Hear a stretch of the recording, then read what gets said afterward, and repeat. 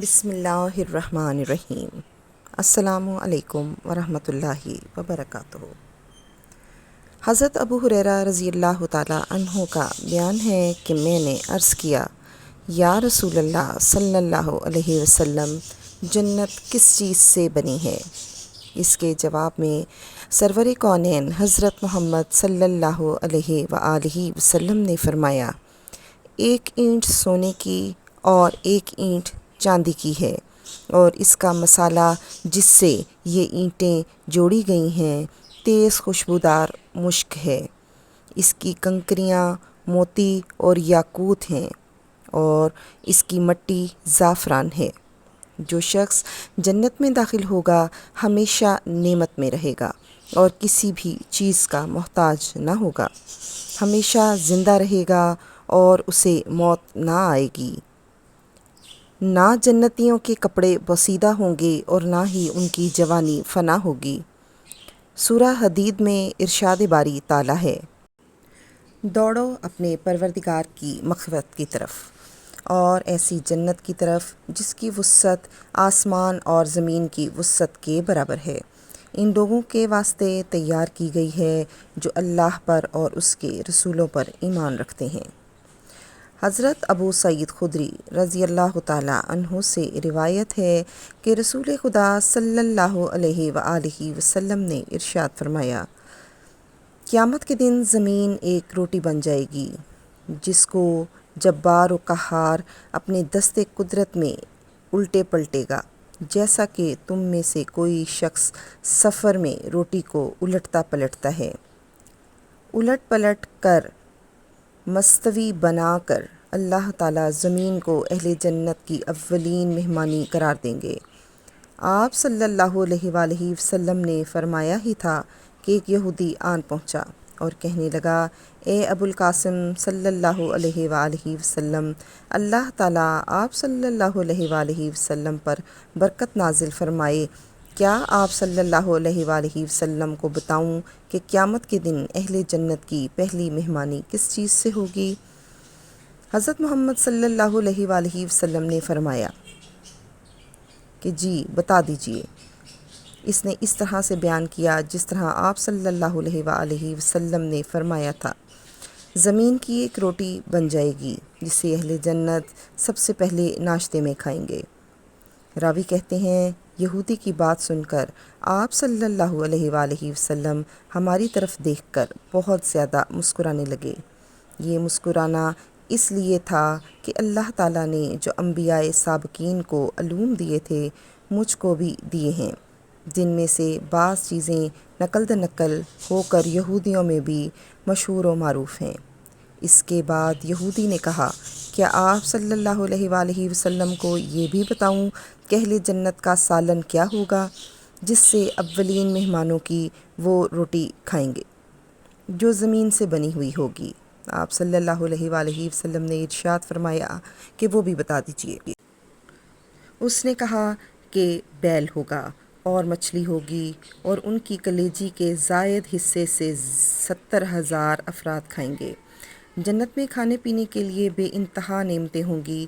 جب جنت میں قیام ہو جائے گا تو برابر کھاتے پیتے رہیں گے، مگر سب سے پہلے بطور ابتدائی مہمانی کے جو ناشتہ پیش کیا جائے گا وہ زمین کی روٹی کا ہوگا، اور اس ناشتے کے کھلانے میں یہ مصلحت ہے کہ زمین میں طرح طرح کے مزے ودیت کر رکھے ہیں جو مختلف علاقوں اور ملکوں میں پھلوں اور غلوں اور سبزیوں اور دیگر اشیاء میں پائے جاتے ہیں، اور چونکہ کسی بھی شخص نے زمین سے پیدا ہونے والے ہر نعمت نہیں کھائی بلکہ کوئی اس پھل سے محروم ہے، کسی کو وہ پھل نصیب نہیں ہوا، سبھی نے تمام پھل نہیں کھائے، اس لیے زمین کی روٹی بنا کر اہل جنت کو پہلے اس کے تمام مزے بحیثیت مجموعی چکھائے جائیں گے، تاکہ جنت کی نعمتوں کو وہ جب کھائیں پئیں تو ہر شخص کا یقین اسی طرح سے عین الیقین ہو جائے کہ دنیا میں جو کچھ بھی میں نے یا کسی دوسرے نے کھایا پیا ہے وہ سب جنت کی ہر نعمت کے سامنے ہیچ ہے۔ یہودی نے جو کہ روٹی کے ساتھ مچھلی اور بیل کے ناشتے کا ذکر کیا، نبی کریم صلی اللہ علیہ وآلہ وسلم نے اس کی تردید نہیں فرمائی، یہ نہیں فرمایا کہ تو غلط کہہ رہا ہے۔ اس سے معلوم ہوا کہ اس نے صحیح بات کی ہے۔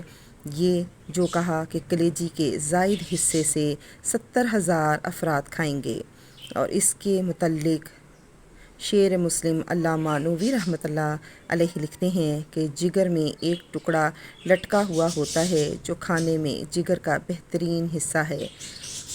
کلیجی کا زیادہ حصہ اس کو فرمایا ہے۔ یہاں پر یہ سوال پیدا ہوتا ہے کہ زمین کی روٹی کس طرح سے کھائی جا سکے گی؟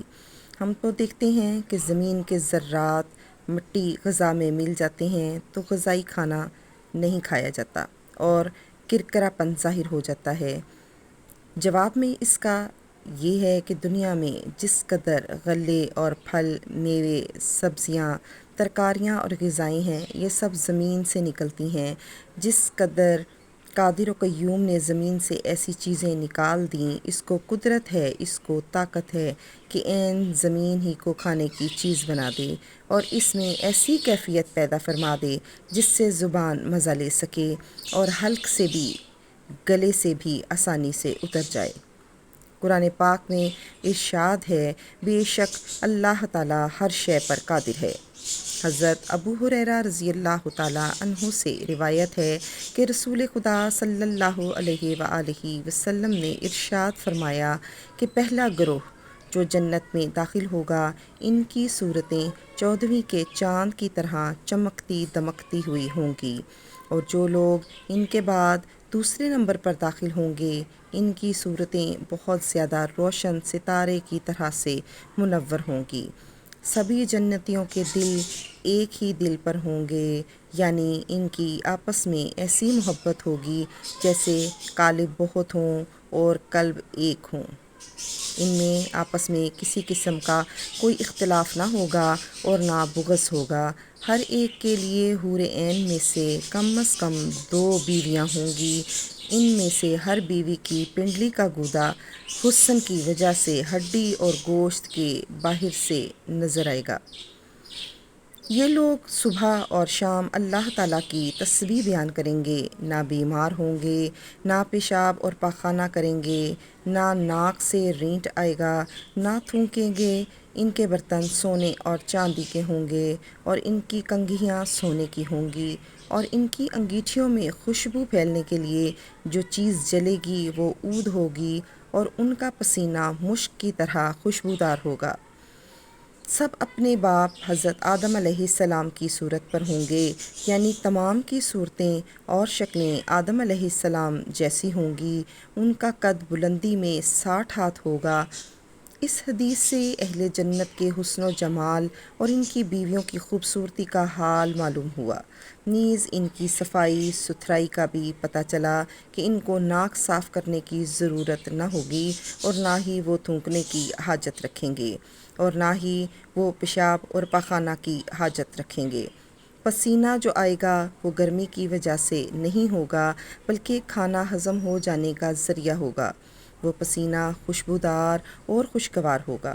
حدیث شریف میں ہے کہ اہل جنت کی انگیٹھیوں میں جلنے والی عود ہوگی۔ ذہن میں لانے کے لیے عود کو اگر لکڑی سمجھ لیں تو جس کے برادے سے اگربتیاں بنتی ہیں، کیونکہ عود قیمتی چیز ہے، اس لیے دوسری لکڑی کی باریک باریک سلائیوں پر اس کا برادہ لپیٹ کر اگر اگربتی بنائی جاتی ہے، جنت میں کسی چیز کی کمی نہ ہوگی، لہٰذا خوشبو کے لیے عود ہی سلگ رہا ہوگا، اس کے برادے کی پتیاں بنانے کی حاجت نہ ہوگی۔ سبحان اللہ! یہ ہے جنتیوں کے لیے اللہ تعالیٰ کی طرف سے انعام و اکرام۔ اللہ تعالیٰ ہم سب کو نیک اعمال کرنے کی توفیق عطا فرمائے، آمین ثم آمین۔ اگر آپ نے ابھی تک میرے چینل لائف وتھ زویا کو سبسکرائب نہیں کیا تو کر لیجئے۔ دعاؤں میں یاد رکھیے گا۔ السلام علیکم ورحمۃ اللہ وبرکاتہ۔